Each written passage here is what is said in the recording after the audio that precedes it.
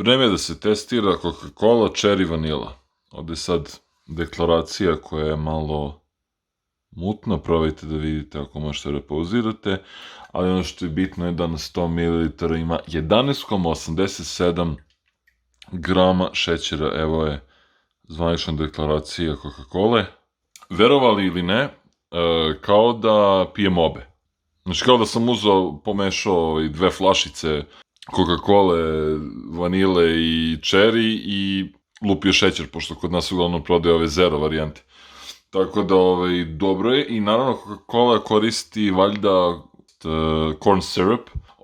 Svejedno, okej je za probati, definitivno. Zato se i razgrbi brzo. Tako da, ajmo dalje. Da vidimo koja je razlika između vanile koju imamo u Beogradu i vanile koja dolazi iz Amerike. Pucketa. Dakle, ovaj put Coca-Cola čaša jer eto. Sad ćemo da probamo. Definitivno slađe zato što nije zero varijanta, ali ima nekako pravi ukus i bukvalno prava vanila. Tako ispada. Ajmo dalje. Ajmo ovu na brzinu. Coca-Cola Cherry u pitanju je total fat, total carbs i šećerna. Da, 42 grama šećera kao i one druge što smo pili. Ajmo probna. Žubori. Dobra je, samo je uvijek problem što se mene tiče taj aftertaste koji ostaje, ali definitivno je puniji ukus višnje, da. Cherry je rekao trešnje, bož sačuvaj. Puniji je ukus višnje nego kod ove domaće neke koje imamo. Tako da eto, to je to. Sledeće na redu je Dr. Pepper, zero sugar i ima nekih strawberries and cream papazijanija uz to.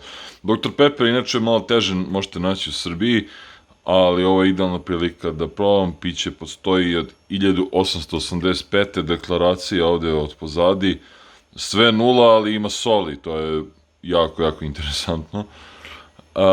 I interesantno je da Ameri stavljaju 355 ml umesto 0,33. Tako da ajde da ja to otvorim, da testiram.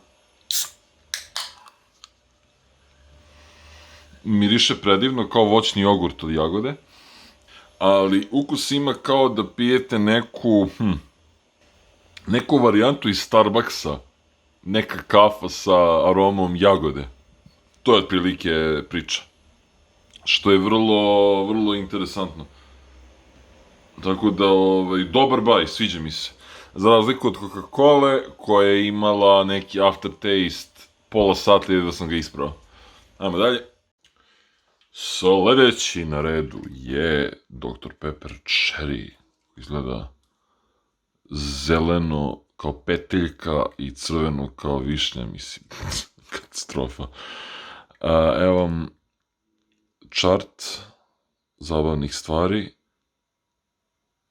Znači ima 42 grama šećera na 350 ml, to ispada 11,55 na 100 ml, ili tako nešto. Znači nije zero varijanta. Ćemo da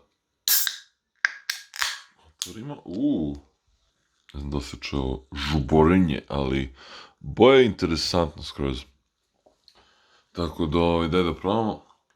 Tipična neka cherry cola, ništa ekstra, ništa bombastično, ali benefit odnosno na Coca-Colu je da ne ostaje taj neki aftertaste koji mi se kod Coca-Cole ne sviđa.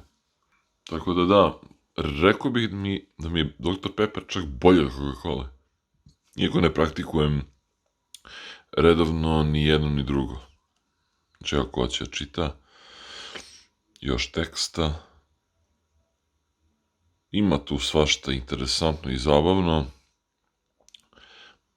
i lepo je zapravo i žao mi što nemamo više Dr. Peppera u Srbiji, jer bi bila dobra konkurencija Coca-Cola i Pepsiju. Ajmo dalje.